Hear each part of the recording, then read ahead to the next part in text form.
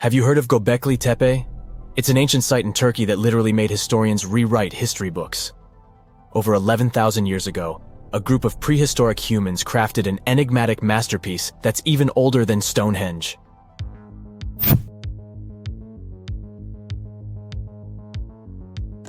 Before its discovery, archaeologists believed that people didn't know about iron and weren't good at making pottery.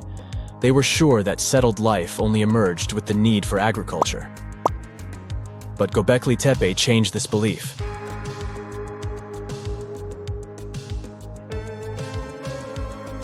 The place has revealed that it was the temple that paved the way for a settled life, not agriculture. Until this discovery, researchers believed that farming was the catalyst for sedentary living. Meet Professor Schmidt, the guy whose findings changed this theory. He managed to prove that hunter-gatherer communities laid the very foundations of this way of life.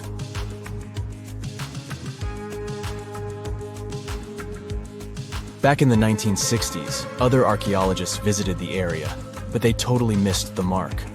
While surveying the region, they stumbled upon a hill with scattered limestone slabs and concluded it was just an old burial ground from medieval times. Little did they know that there was so much more to uncover.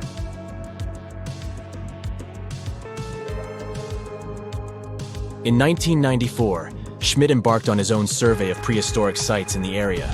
Surprise! He instantly realized he had discovered something truly extraordinary. Unlike the nearby flat and barren plateaus, Gobekli Tepe had a gently rounded top, rising 50 feet above the surrounding landscape. Funny enough, the translation of this place's name is Potbelly Hill. Schmidt was sure only humans could have made something like this.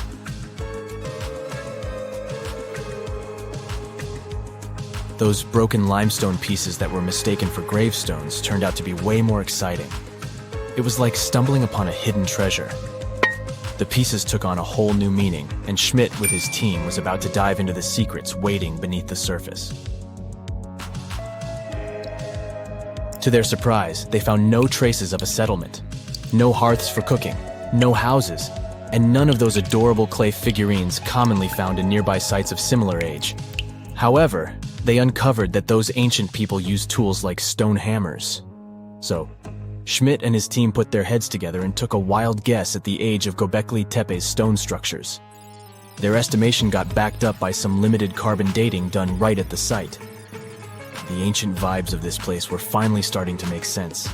It was like a puzzle slowly coming together.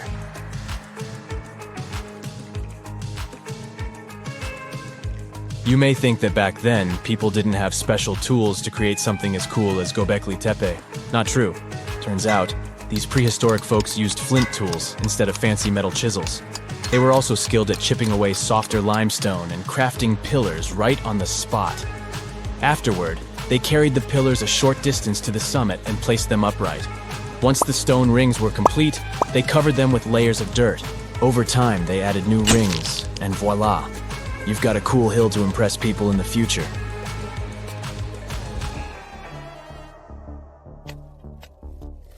During their first year of excavation, the team went through 15,000 pieces of animal bones from wild creatures. These people didn't have pet animals or grow their own food. They hunted wild animals for their meals. But things were about to change, because the place had everything they needed to start farming. Scientists say they had wild sheep and wild grains that could be domesticated. And guess what?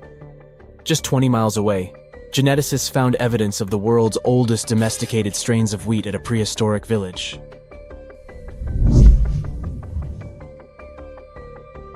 These amazing findings have completely changed how we view civilization.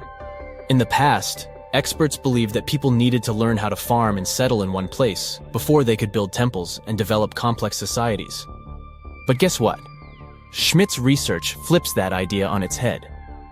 He claims that the incredible effort put into constructing these astonishing structures actually set the stage for the development of advanced societies. It means that societal and cultural changes happened before agriculture. Schmidt has this fascinating hypothesis about Gobekli Tepe. He thinks it could have been a special burial site where people left their loved ones. And here's the twist. The burial site was adorned with fancy statues and symbols representing deities from the spiritual realm. The idea that Gobekli Tepe could have served as a sacred place adds another layer of complexity to the whole story. While the site's true purpose may remain elusive, Schmidt's insights invite us to consider the profound interplay between life and the afterlife, and the deep reverence ancient hunter-gatherer societies may have had for their departed ancestors. Now let's talk about the stars of the show, the mesmerizing T-shaped columns that dominate Gobekli Tepe. These mysterious structures range from 10 to 20 feet tall and most likely represent stylized human figures. But one figure stands out from the rest, the three-dimensional lion relief. This depiction really fires up our imagination. Why? Because it hints at the possibility that lions roamed Anatolia during the Neolithic period.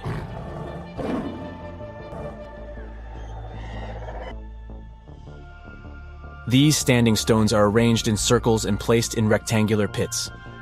Each circle has a similar setup. Two big T-shaped pillars in the center, surrounded by slightly smaller ones facing inward. Talk about a stylish arrangement.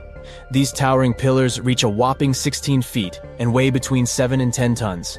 Some pillars are plain and simple, while others are like works of art with intricate carvings. Foxes, scorpions, and vultures come to life, crawling and twisting on the pillars' sides. But it's not just animals depicted on these stones. Some pillars have abstract shapes representing humans, and even small carvings of clothing items. Some of them even have belts. Now, there's one pillar that stands out from the rest like a rock star. This super old stone pillar suggests that a comet crashed into Earth. It happened during a chilly period that lasted about 1,000 years. Previous studies examining Greenland ice cores hinted at this comet theory, but now the carvings at Gobekli Tepe prove it right.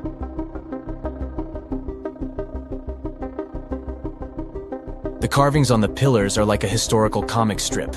They even show a headless human figure.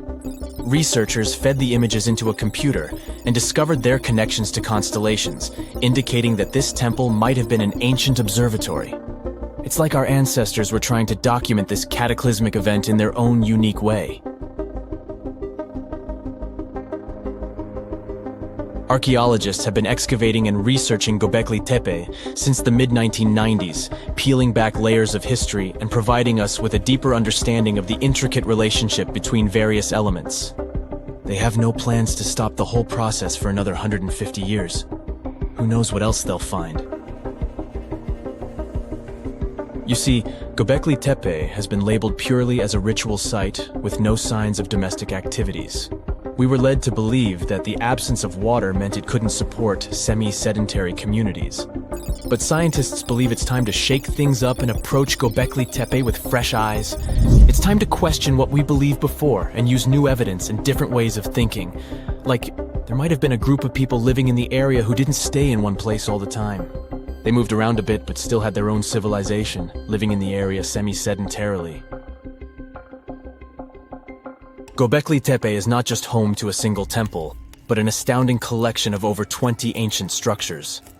As archaeologists delve into the depths of this wonder, they are unraveling its unique layout, featuring two prominent focal points at the heart of each establishment, complemented by smaller structures and dividing walls. What's even crazier is that in this area, there are over 200 obelisks, which are narrow tapering monuments. What is a boat doing in the middle of a desert? You would expect to find a seagoing vessel closer to shore.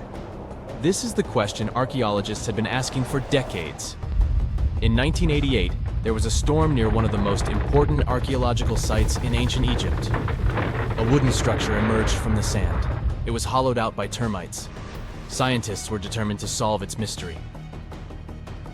In 2000, they began excavating the site near Abydos, Ubidos. An American team of experts soon discovered a boat that was 70 feet long, and it wasn't alone. In total, there were 14 boats neatly resting next to each other. It was impossible to completely dig out the boats because of their poor condition. Luckily, the wood was preserved enough to get a sample. Analyses revealed that the boats were around 5,000 years old, the oldest fleet in human history to this date. The time of their construction predates the pyramids at Giza by half a millennium. Each ship of the fleet rested in a vault that matched its dimensions. The room was roughly a third of the size of a tennis court. It had mud brick walls that featured more than 120 drawings of boats. Ancient Egyptians incised them on whitewashed walls that were excellently preserved. Scientists have known about these mysterious chambers for well over a century. 1901, 1902. A British archaeologist, Arthur Weigel, stumbled upon a strange structure west of the River Nile. His team caught a glimpse of the interior walls. Sadly, a section of the roof collapsed, so they had to call off further exploration. Researchers abandoned the site, but its location remained on the maps. The boat's position first led scientists to think that they rested on a bank of the mighty Nile. But there was a problem with this theory. Today, the river flows almost 7 miles west of Abydos. Further studies of the surrounding terrain showed the Nile didn't change its course throughout history. Also, if the boats floated near a dock, they would be in unstable positions. The 14 vessels at Abydos were perfectly parallel to each other. There was only one conclusion possible. Someone had deliberately placed them like that. They must have gone through a lot of effort. Each boat had enough room for up to 30 rowers. These vessels could really float. They weren't models, but scholars still don't know if they actually sailed any body of water in ancient Egypt. This doesn't diminish the importance of the find. Previously, archaeologists found only small-scale models. In King Tut's tomb alone, there were 35 boat models.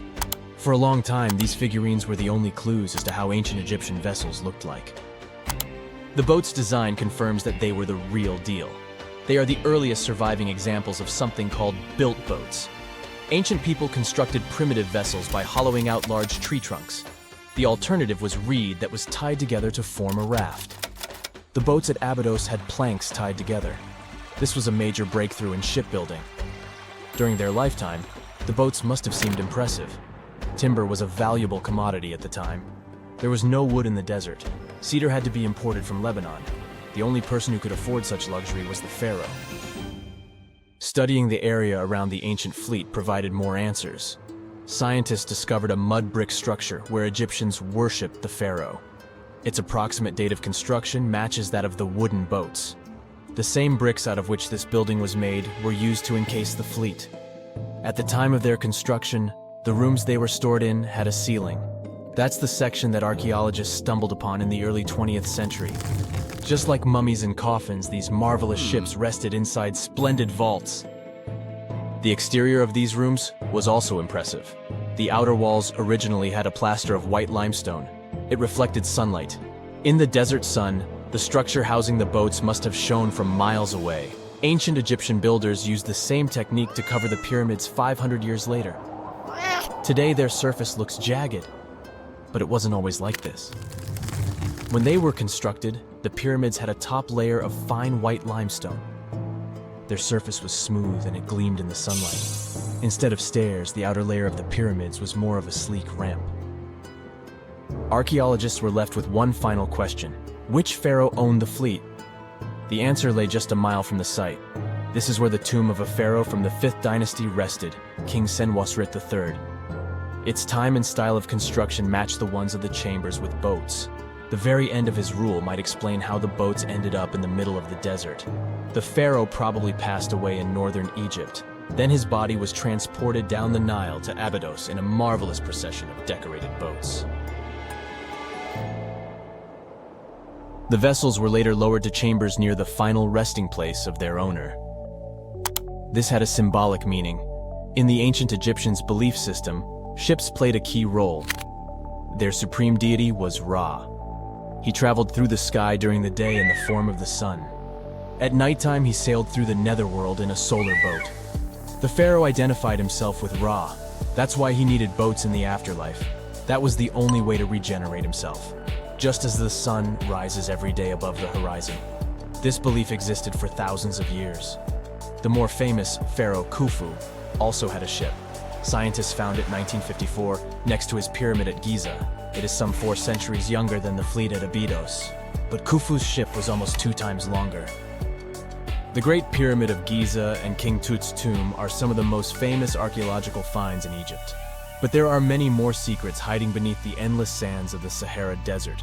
Recently, 2020, archaeologists found a lost city there. They have labeled it as the most important discovery since King Tut's tomb, 1922. The city of Aten is some 3,000 years old. Historians hope it will give them a unique insight into the everyday life of ancient Egyptians. The famous archaeologist and Egyptologist Zahi Hawass proclaimed the site a lost golden city. Aten sits some 300 miles south of Egypt's capital, Cairo. It is close to the famous Valley of the Kings. Archaeologists first found sections of mud brick walls that spread out in all directions. They discovered complete rooms with tools of everyday life inside. The research team unearthed a bakery, a residential neighborhood, and an administrative district. They all date back to the time when the Egyptian civilization was the wealthiest in its long history. They were also the first to make objects from iron. In 1911, scientists found a set of iron beads near a village in Lower Egypt, El Gurza. These are the earliest known iron artifacts. The discovery is literally out of this world. Ancient people made them by beating into shape a piece of a meteorite. The 9 beads were once part of an ornate necklace. They are now blackened and corroded, which is perfectly normal for a piece of jewelry that is over 5,000 years old. They consist of an iron-nickel alloy. Researchers were impressed by the skill of ancient jewelers who processed the beads. Their craftsmanship is more impressive when you think that they didn't know the stellar origins of the material. The Great Pyramid of Giza also has a remarkable feature. An international research group investigated the electromagnetic response of the structure to radio waves. They found that the pyramid has the ability to concentrate electromagnetic energy inside it. This occurred inside its chambers as well as under the pyramid's base. It contains an underground, unfinished chamber. It seems that the electromagnetic response is connected with the properties of limestone, the Great Pyramid's main building material. The research results might have a practical application. The way solar cells and nanosensors function could be improved by this remarkable find. Listen to this. Neanderthal fiber technology. Nope, I'm not joking. The concept is real. In 2020, a team of scientists published a paper that redefined the way we saw our closest ancestors. A find in France changed archaeology forever, and it wasn't the first time something like this had happened. But let me start from the beginning. Neanderthals. For a long time, they fit the image of the typical cavemen. If you are now thinking of someone like Fred Flintstone, you wouldn't be much wrong. What was the reason behind this stereotype? When did we start believing that Neanderthals were not the brightest tools in the shed of evolution? In comes William King, a 19th century British geologist. He was the man who named the Neanderthals. Based on the bones King found, the scientist declared the species not intelligent, and this image stuck with the Neanderthals for centuries to come. But a piece of string, just 1/4 of an inch long, changed everything. A small, dry river valley, Abri du Maras, was the place of the great find. Archaeologists unearthed a cord fragment next to a stone tool. Such twisted fibers could have been used for everything from making clothes to fishing nets. In prehistory, this was some advanced tech, and the Neanderthals seemed to have mastered it. Scientists already knew that these early humans made tar from birch bark, and that they produced shell beads. There's even evidence of Neanderthal art. They were definitely not primitive. The string section and similar finds are changing the way we perceive our ancestors. The world of archaeology is constantly changing. Take the pyramids in Egypt, for example. Turns out, they weren't really built by an army of people who the pharaoh made work until they passed out. Herodotus, the famous Greek historian, was the man who started the confusion. He claimed, in 500 BCE, that 100,000 men took part in the construction of the Great Pyramid in Giza. He made no mention of who they were and why they were building the pyramids. That's how the myth started. Huge stone slabs pulled by humans, driven by a foreman with a whip. But Egyptologists would beg to differ. Those are the scientists who study ancient Egypt's culture. Fairly recently, they uncovered a workers' village that told a different tale. Yes, there was evidence of hard work on the workers' bones, but the construction industry is demanding even today. It took almost 6 years for 12,000 workers to complete the world's tallest building, Burj Khalifa. Back in Egypt, 3 times more workers finished the Great Pyramid in around 2 decades. An impressive feat of ancient engineering, wouldn't you agree? Superiors looked well after the Egyptians who built the pyramids. Their diet was rich in protein. They had medical care and they got paid properly. In fact, they lived better than the non-working population. And they lived with their families near the construction site. Archaeologists know all this because they unearthed bakeries and dormitories with bread jars and other goodies. Looks like the pharaohs were okay employers after all, and the job market wasn't that terrible. They also kept detailed papyrus records of the build and hieroglyphs. You and I wouldn't stand a chance of reading these letters that resemble images. Egyptologists had the same problem. For over a millennium, no one had used this type of font. And it's not like there was an English ancient Egyptian dictionary you could open and find meanings of words. But all this changed in 1822. A couple of decades before, the French found a broken slab of black granite. The stone contained one text in 3 scripts: Ancient Greek, Egyptian hieroglyphs, and Demotic. The last one was also the Egyptian language, but in a simplified script. Scientists dated it back to 196 BCE. The content is a religious proclamation.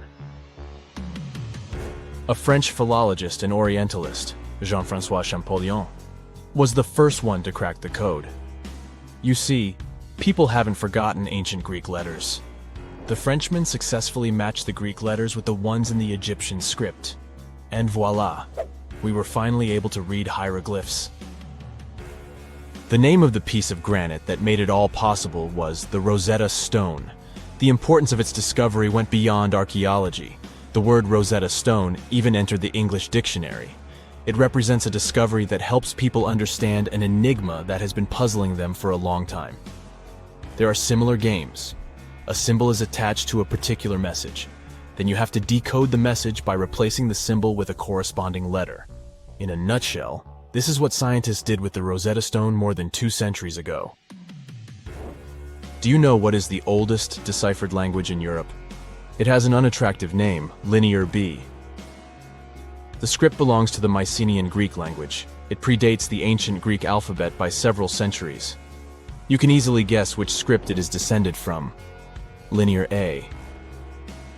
The people from Crete used Linear B more than 1,000 years ago. During the Late Bronze Age, the Greek civilization that used the script vanished. There was no one who could read Linear B, and more importantly, no one knew it existed in the first place. This was about to change during the first years of the 20th century. A British archaeologist by the name of Sir Arthur Evans excavated a vast palace complex at Knossos, Crete, Greece. This was the center of the Minoan culture that created the enigmatic script. The palace boasted some 1,300 rooms. They had colorful paintings of dolphins, griffins, and bulls. All of these captivated the archaeologists' imagination. But their biggest find was at first overlooked: thousands of slabs of baked clay. The fire that brought down the palace helped preserve the tablets. It was impossible to read the slabs, though. They were written in an unknown language. The scientific community had to wait for another half a century before Michael Ventris cracked the code. He was an English architect and cryptographer. Ventris studied Greek and Latin. While attending the famous archaeologist lecture, the young man decided to solve the puzzle of Linear B once and for all. He managed to do so in 1952. One of Ventris's most amazing discoveries was that the script was an archaic form of Greek. But cryptology still hasn't solved the code of Linear A. This writing system will remain a mystery until a motivated young person like Michael Ventris comes along. They wouldn't have to be a professional archaeologist. Basil Brown certainly wasn't. Yet in 1939 he discovered the richest early medieval tomb in Europe. This happened in Sutton Hoo in the southeast of England. This wasn't an ordinary tomb made out of stone. It was a full-size ship, 3 times as long as a London double-decker bus. And that's not all. Apart from its main purpose, the ship was full of riches. Deluxe hanging bowls, feasting vessels, gold and dress accessories, and luxurious textiles were just some of the treasures found. Archaeologists were also amazed by the silverware from distant Byzantium. You probably know this city as Istanbul, Turkey. Even in our age, it's several days' drive from Sutton Hoo. Just imagine how much time and money it cost to import a silver plate in the 7th century. That's when the ship went down, according to archaeologists. The English couldn't have done it. At that time, there was no England. The people living in the British Isles at the time were the Anglo-Saxons. Perhaps the ship from the grassy mounds in Suffolk belonged to one of their kings? We will never know. The local acidic soil did away with any possible evidence, or no one laid there in the first place. It could have been a cenotaph, which is a monument constructed to honor an important person. The archaeologists still don't have a definite answer. But what they have found at Sutton Hoo shed light on the Dark Ages. Before the discovery of the ship, they knew little about what had been going on in Britain after the Romans left. Now, the image of the early Anglo-Saxon society was much clearer. Perhaps the English soil will be the site of the next great breakthrough in archaeology. You know how it goes. As the years pass, common knowledge slips away faster than you can say, "What's that thingamajig for?" Just think, our grandkids will probably be scratching their heads over the buttons on our old school phones. So it's no wonder that some ancient artifacts have got us all stumped too. Take a look at this funky object. Any guesses on what it is? A musical instrument, a toy, or maybe something out of this world? Beats me, and even the experts have no exact answer.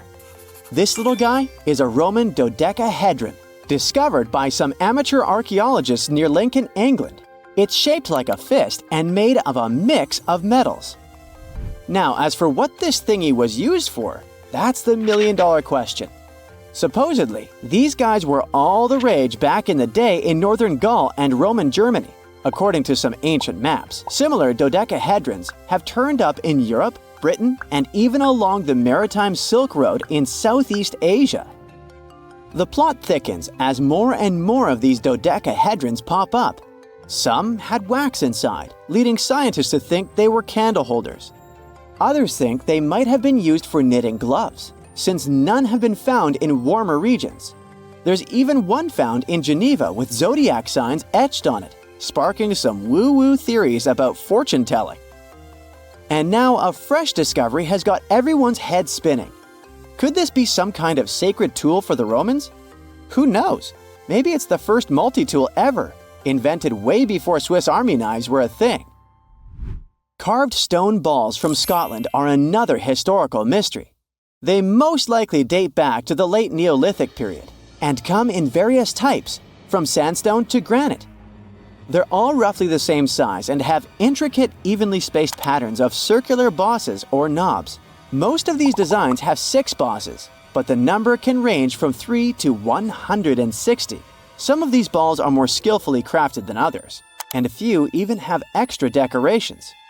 There are over 400 carved stone balls and mostly found in Scotland, although some have turned up in northern England and Ireland. These stone balls rarely show signs of damage or use, and there are no clues that would give away their function. Most experts think they weren't practical tools, but had some symbolic or social importance, probably a sign of power or prestige within their communities. The Folkton drums are the 3 stone cylinders from Neolithic Britain, discovered in the late 19th century in a burial mound in East Yorkshire. Nothing similar has been found anywhere else in the British Isles from any prehistoric period. Each drum is decorated with unique designs covering the sides and domed tops. The decorations are mostly geometric, arranged in panels with stylized human faces peeking out from 2 of the drums. Recent studies of the artifacts using new technologies show that the designs had been carved and recarved over time. A team of experts also analyzed the composition of the drums, and it turns out that they were made from local chalk.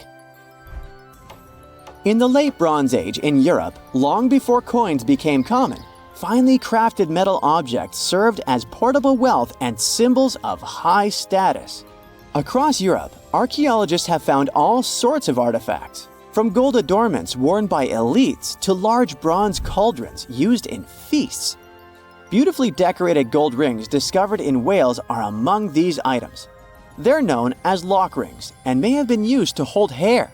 Now they're flattened after spending nearly 3,000 years underground. They used to have cone-shaped openings at each end. They were found at different times, but were likely worn as a pair and buried together in a single hoard. Other Roman artifacts made of the copper alloy were first catalogued as lunate pendants.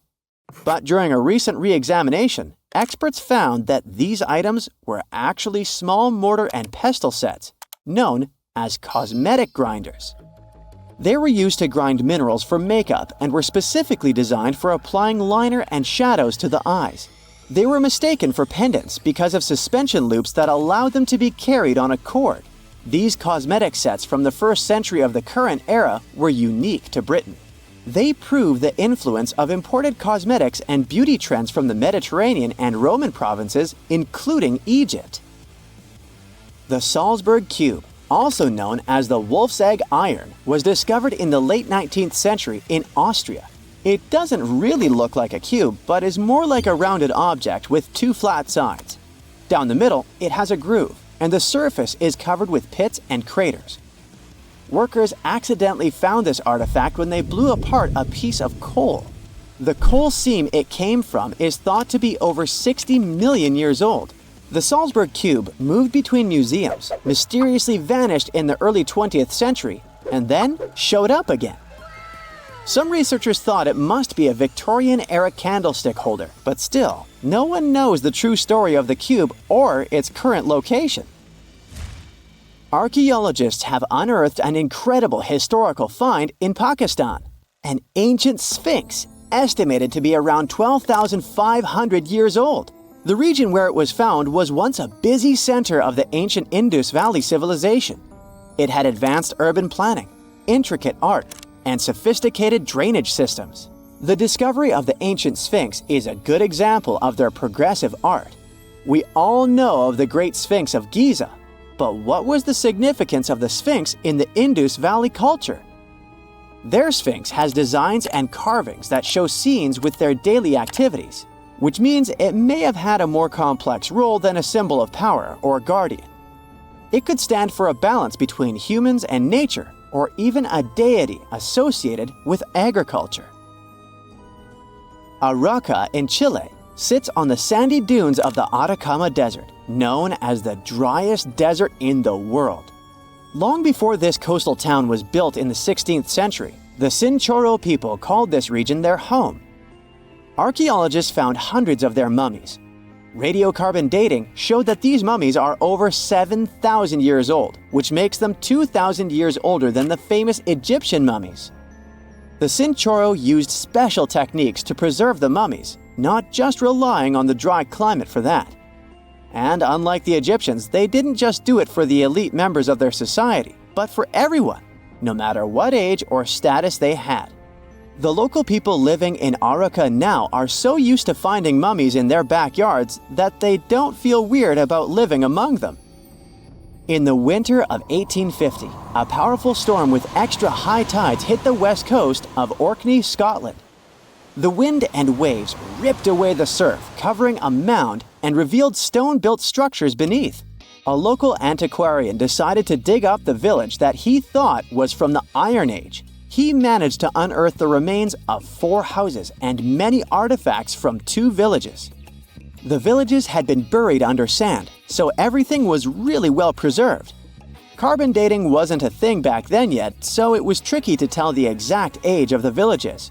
Almost a century later, with new tech, researchers were finally able to tell that the place was actually from Neolithic times. You can still see stone dressers and box beds in the prehistoric houses. Archaeologists and historians working on the famous Terracotta Army think that it might have been inspired by or modeled on ancient Greek sculptures.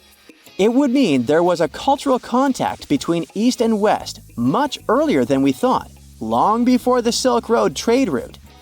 There was probably Western influence in China during the era of its first emperor, who took the throne in 246 before the current era. Before that time, China didn't have a tradition of building life-sized sculptures. Earlier terracotta soldiers were much smaller, less than 10 inches tall.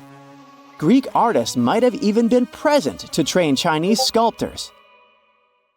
I bet you've never heard of the legendary oasis of Zerzura. This ancient city is said to be hidden somewhere deep in the Sahara Desert, and its discovery could mean unimaginable riches and untold secrets. According to an anonymous 15th century Arabic guide, the key to unlocking the city lies in the beak of a bird carved on the city gate. Zerzura might not be as popular as Machu Picchu or the pyramids, but that just makes it more mysterious. Legend has it that Zerzura is built around this big oasis somewhere in the desert west of the Nile. Apparently, it's made out of white stone and has all these luxurious houses and gold decorations. The story goes that a scribe wrote down the account of a traveler who stumbled upon Zerzura while looking for his lost camel. At one point in his journey, the man got caught up in a sandstorm, where he got separated from the rest of his group. The traveler kept wandering in the desert for days, and then, out of nowhere, two men showed up and guided him to the city of Zerzura. The traveler described this city as an oasis filled with little birds and made out of pure white stonework. The city is also said to be guarded by giants.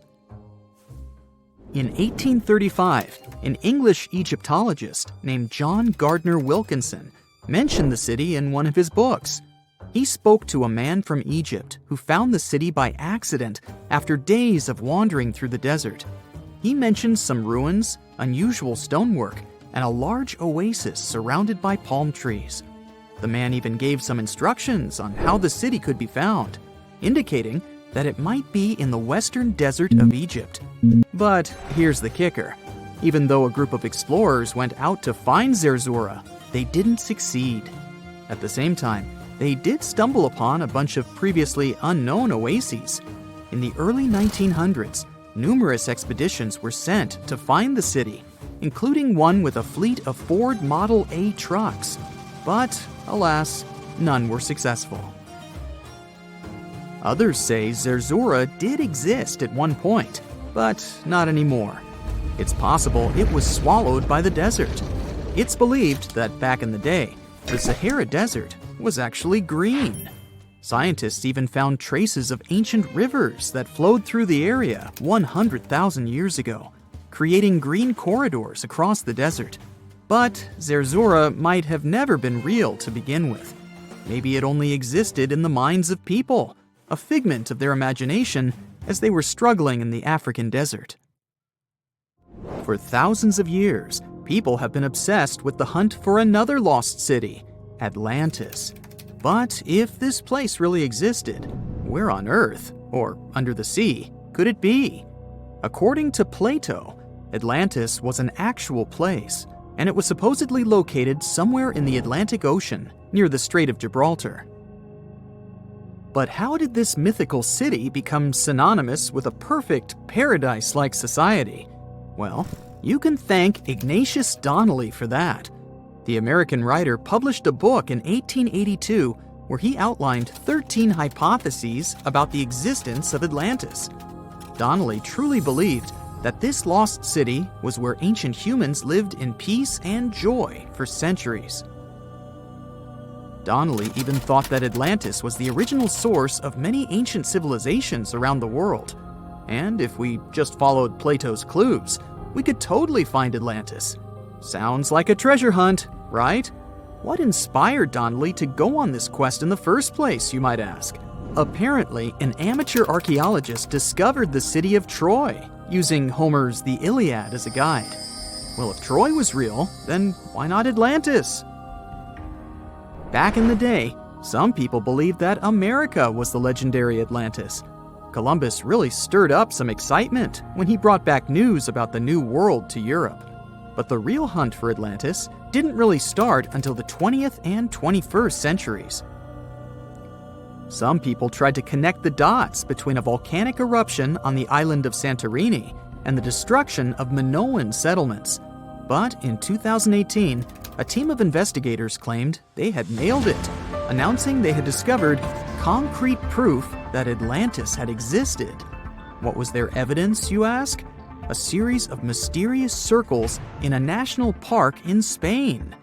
But the circles turned out to be nothing more than experimental ponds for studying zooplankton. Let's face it, there's no real evidence that Plato's lost city of Atlantis actually existed. But it doesn't make searching for it any less exciting, does it?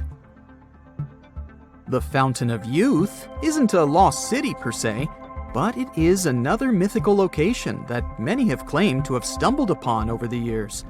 Long ago, people were obsessed with the idea of living forever, or at least extending their lives as much as possible. Each culture had its own wild story, like the Greeks talking about a magic fountain that let people live longer, or Alexander the Great finding a river of paradise that could heal the wounded. Japanese legends spoke of hot springs that could make you young again, while the Caribbean locals talked about the restorative powers of the water in one of their own mystical lands. Explorers searched far and wide for these magical waters, but nothing. Probably the most famous of all was the story of the Spanish explorer Juan Ponce de Leon, who thought he'd found it in Florida. Now, Ponce de Leon was quite a character. He sailed with Columbus and became an important figure in the area now known as the Dominican Republic. He found gold in Puerto Rico and even became the island's administrator. But when the ruler of Spain decided to replace him in his duties, he got upset and decided to explore Florida, looking for gold and the elusive Fountain of Youth. He explored the Bahamas, but sadly, he didn't find any gold or magic water. He did, however, make his way to Florida. He explored the coast and even discovered the Gulf Stream. Unfortunately, his last expedition didn't go well, and he was wounded. But the legend of him searching for the Fountain of Youth lived on. Even though historians don't think he was really looking for the Fountain of Youth, thousands of people visit the Fountain of Youth Archaeological Park every year to try the sulfur-smelling water. It's the oldest attraction in Florida, which has been around since the 17th century. Some say the water has unusual properties, but I'll leave that up to you to decide after you visit this place. Norse mythology has its own mysterious land called Thule. It's said to be somewhere between Scandinavia and Iceland, where the sun barely shines and the cold bites hard. The folks there survive on a diet of millet, herbs, fruits, and roots, washed down with a grain and honey brew. As for its exact location, scholars can't seem to agree on it to this day. The legendary ancient Greek explorer Pytheas was said to be the first to stumble upon Thule during his quest for tin mines. He sailed his way up north, passing by Scotland, and after 6 long days of sailing, he reached Thule. The people there, according to Pytheas, were quite primitive, but that's no surprise since they were just simple farmers living off the land. They showed Pytheas where the sun set on the shortest day of the year. They also told him that in winter, the sun never rose at all, and in summer, there was no night. For many years, historians have been debating the true identity of this mythical land of Thule. Some say it's Iceland, while others claim it's Norway. A little bit of progress has been made recently with the help of a team of researchers. If their findings are correct, Thule might be the elusive island of Smola. That's farther south than any of the Norwegian islands that were on the list of contenders. It may be too soon to celebrate, but it does look like Thule has finally been found. It's kind of weird, but mining finds are often some of the most exciting discoveries. Ready for a treasure hunt? Or maybe we can just take a look at what other people found, without leaving our comfort zone, you know. Tanzanite is a stone that's more valuable and expensive than diamonds. This gem was first discovered in 1967 in, the name probably gives it away, Tanzania. Tanzanite became popular after Tiffany & Company began to use it in their jewelry. The stone costs $200 to $350 per carat. This number isn't that high compared to other gems on my list, but experts say that the stone's price will rocket up in the next 20 to 25 years. Its deep blue-violet hue differs the gem from others. Plus, it can only be mined in one place on Earth. The next gemstone is red beryl. Although they're not as rare as some others, like black opal, it's hard to find gem-quality ones, and you can only come across red beryl on a mountain in Utah. Yet, with its few different shades of a darker red, this gemstone is one of the rarest in the whole beryl family. Prices for this red beauty can reach up to $10,000 per carat, but good luck finding it on sale. With their mesmerizing green hues, emeralds are quite popular. Most emeralds have minor imperfections, like me. On rare occasions, a natural emerald without any flaws appears on the market. It can be sold for jaw-dropping money. Oh, that would hurt. For instance, when the historic Rockefeller Emerald was auctioned off, the 18-karat gemstone was purchased for $5.5 million, which is $305,000 per carat. This way, it broke all records, being the highest price per carat emerald ever sold.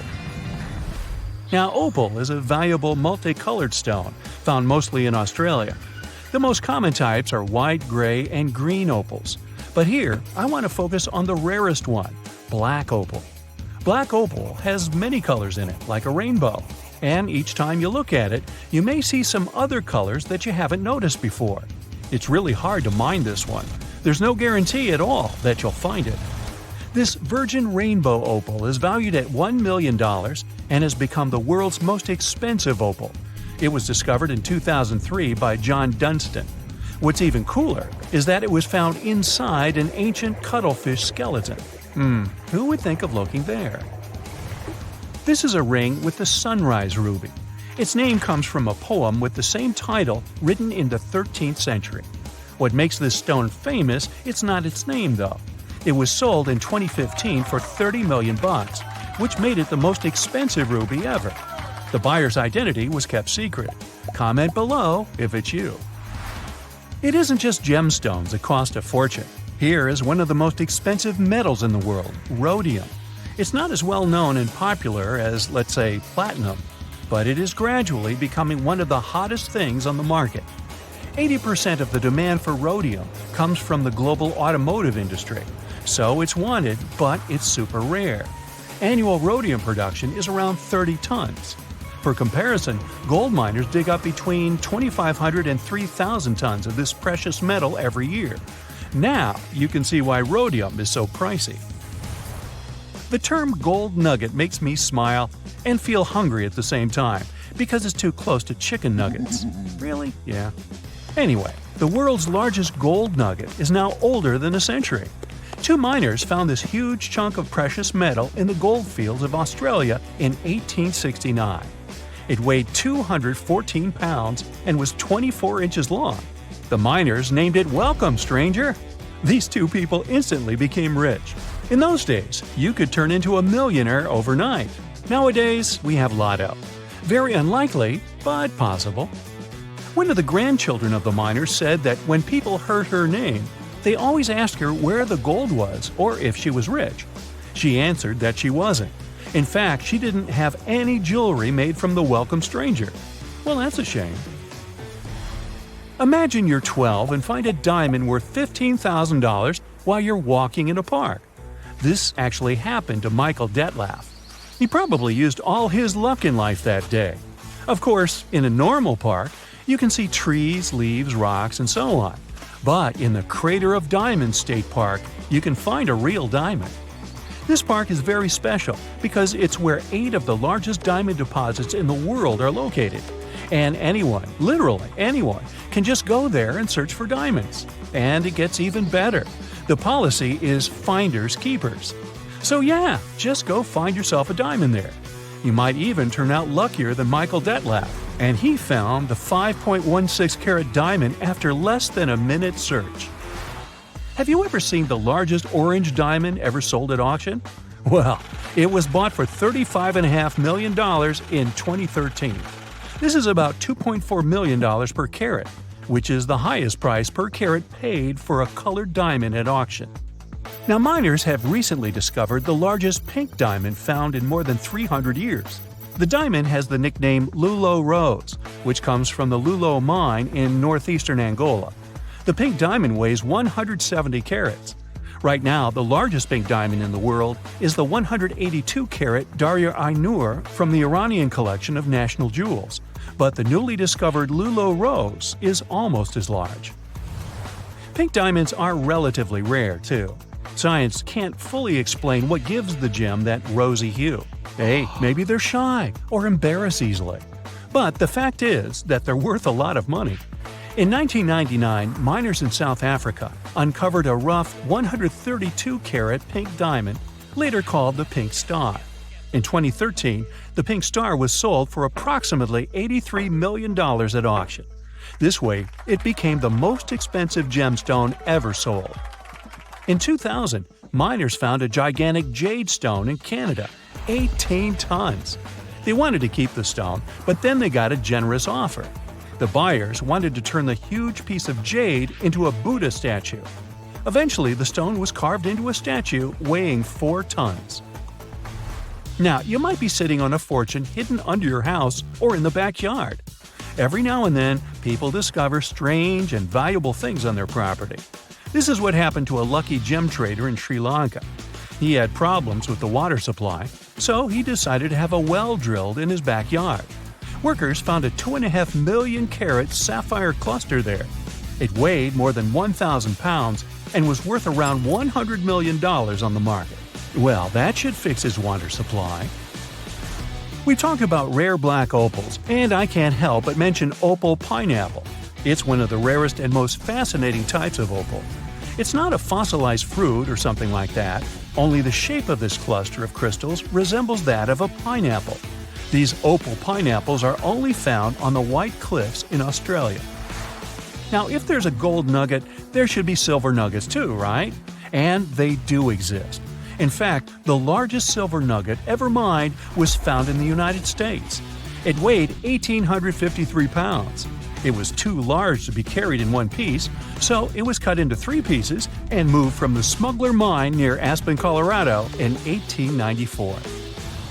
Now look at this sparkling purple gemstone. The Empress of Uruguay is the perfect amethyst geode in the world. That's a hollow rock with thousands of perfect crystals that formed inside. This geode is 130 million years old. It's 11 feet high and weighs 2.5 tons. So imagine extracting something that big from the soil. It took miners 3 months to take it out from the solid basalt which surrounded it. So, what would you do if you found something as precious as these treasures? A Portuguese archaeologist just discovered a bunch of sunken ships filled with gold, including a Spanish galleon with 22 tons of gold and silver. This much gold today is worth about $2 billion, and this is the money from one ship alone. Archaeologist Alexandre Monteiro made this discovery almost by accident. He was studying some documents when he found some information about a ship that went missing in 1615, and he decided he wanted to find it. After many years, Alexandre found not just this specific ship, he actually discovered 8,620 shipwrecks in the waters of Portugal alone. Out of this number, 250 are gold-filled shipwrecks, a discovery that would make any Jack Sparrow shake in his boots. Most of these ships went down for boring reasons like the weather, but sometimes they were destroyed in battles, which may or may not have been super epic. They were carrying gold and other treasures from the New World to Europe, and of course, everyone wanted a share. Alexandre had been studying historical shipwrecks for 30 years now, so he has discovered many ships that went down in somewhat glorious ways. In 1816, for example, a ship of one of the richest men in Portugal sank in Australia, with an insane amount of 66,000 silver coins. This was the first ship from Portugal to ever plunge in the waters of Australia. The bad news is that these ancient sunken vessels, filled with riches and epic stories, are not so easy to reach. They're deep down in the ocean and covered by sand. You could still try, but that would be stealing part of a country's history. And you wouldn't want to be that person, would you? Naturally, Portugal was not the only country that explored the seas back then. The coast of Europe is packed with sunken ships filled with gold. In fact, there are about 1 million historical shipwrecks underwater right now, and the treasures abandoned under the sea might be worth around $60 billion. It's an insane amount of money, but let me tell you that these gold-filled sunken ships aren't really worth the hassle. There are many stories of maritime treasure discoveries that turned into insane lawsuits and even long jail time.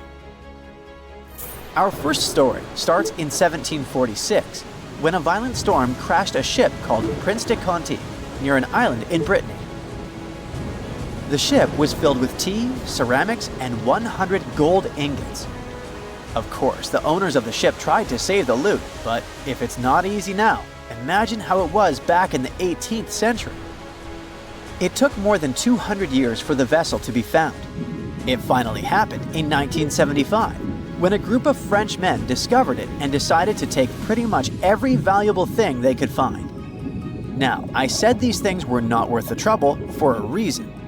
In France, if you find anything that can be historical, you must declare it to the local authorities within 48 hours.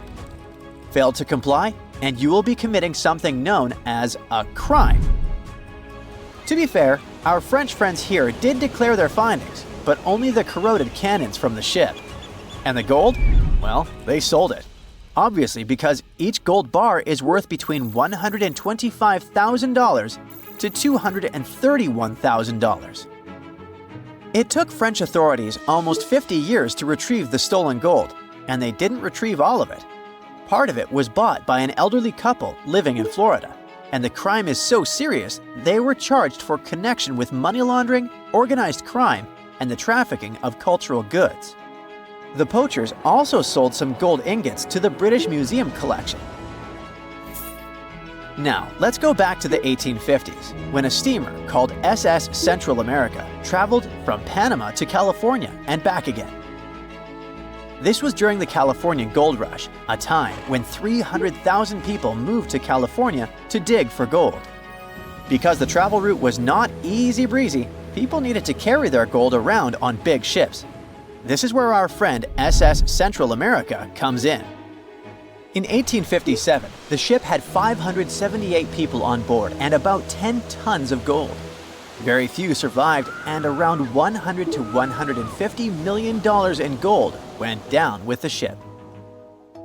All of this explains why in 1988, a group of investors from Columbus decided to finance a research project to find this ship. The research was led by a guy named Tommy Thompson. Tommy was really crazy about the idea of finding this sunken ship filled with gold.